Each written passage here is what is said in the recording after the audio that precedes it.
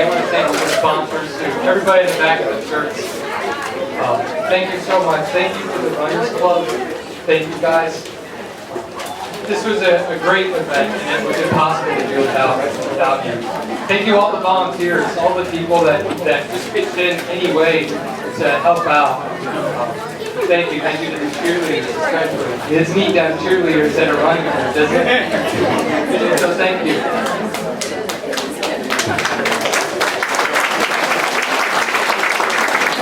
I want to thank you guys, the runners. Thank you for running. Thank you for making a race a race. Without runners, there's no race. And I don't see where they're at, but thank you, Leslia. Thank you, Leslia. Thank you to Kevin's family.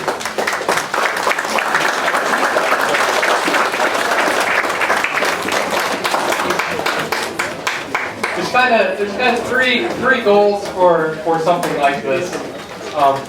One is to honor Kevin and to remember Kevin. Two is to kind of raise funds for the Runners Club and for the scholarships for the runners.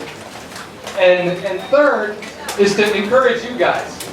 Most of you that are here never knew Kevin, and you don't really know anything about him.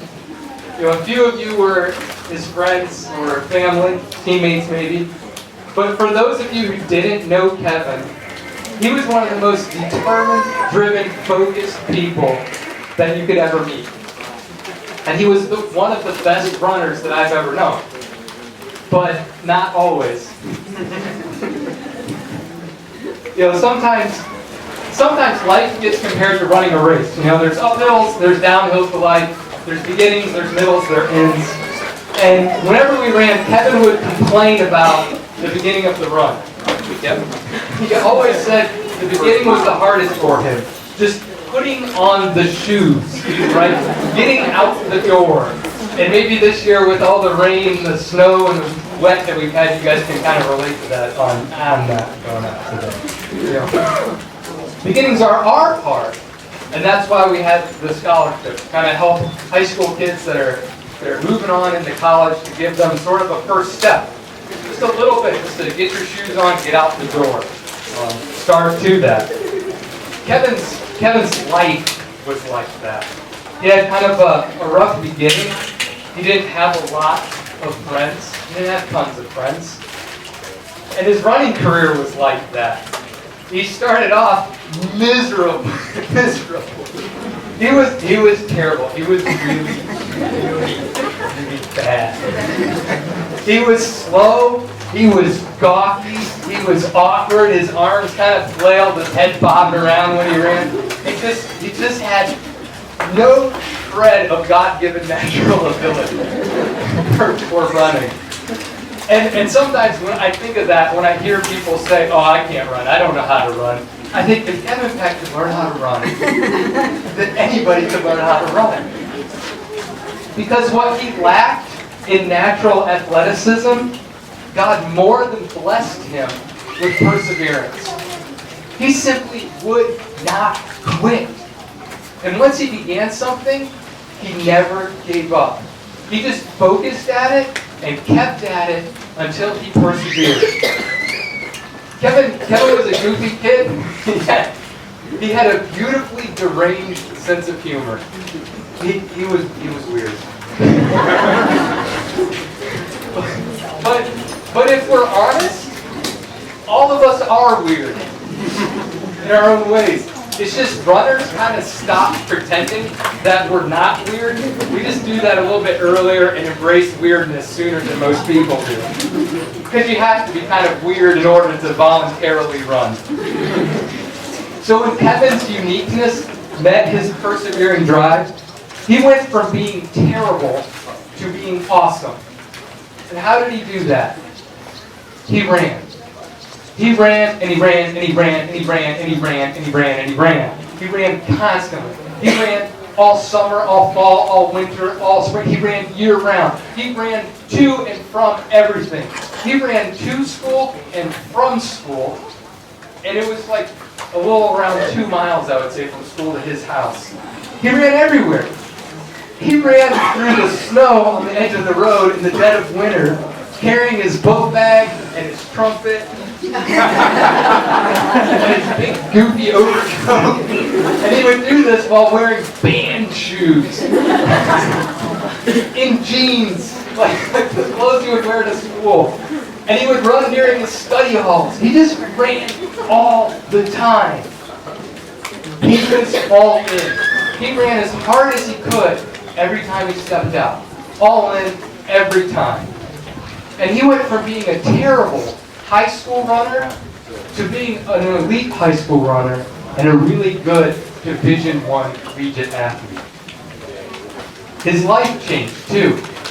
He went from being this goofy kid with few friends and unapplied grades. He went from being nerdy and socially awkward to being a successful adult with a great job, with a devoted church life, with a beautiful family and a toddler son and an expecting wife. And just when he'd gotten through this rough beginning of his life, the difficult part of his race, he was killed in a car accident on his way to work. And now most of you don't know Kevin, but we all know tragedy. We all know pain and sorrow.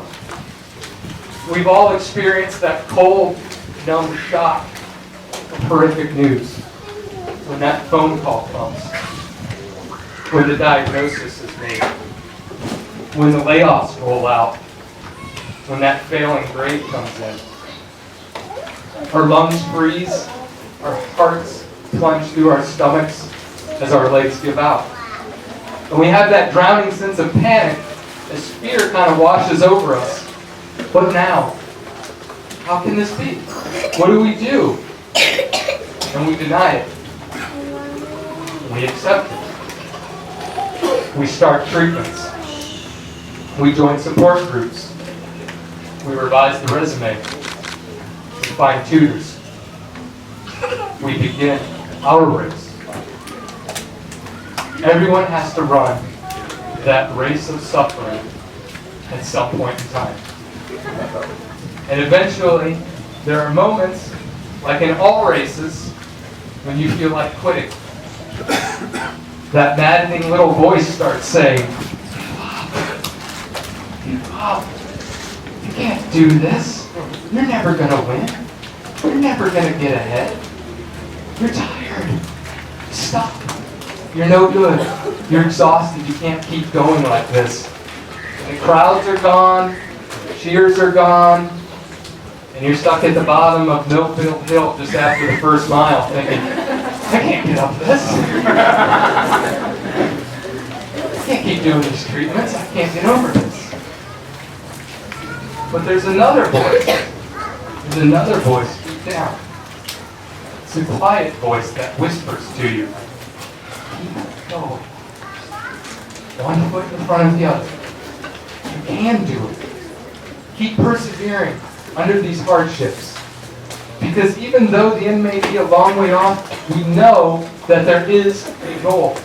And even if the suffering that we face now is in order to comfort those who go through similar situations after us, we realize that while we battle our own inner problems, there are others running on the same course that are dealing with their problems.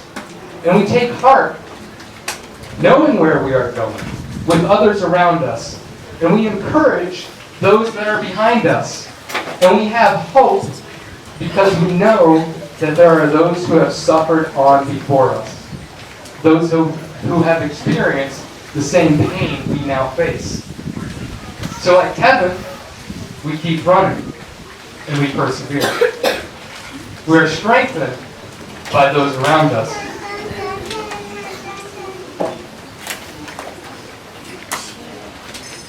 So then, since we're surrounded by such a cloud of witnesses, by people who share in our burdens and trials, let's throw off the things that ensnare us and so easily entangle us.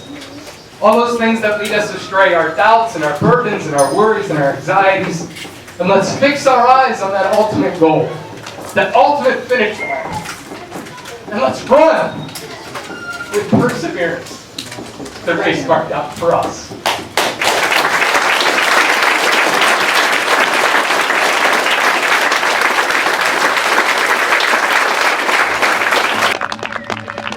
right, 16:15.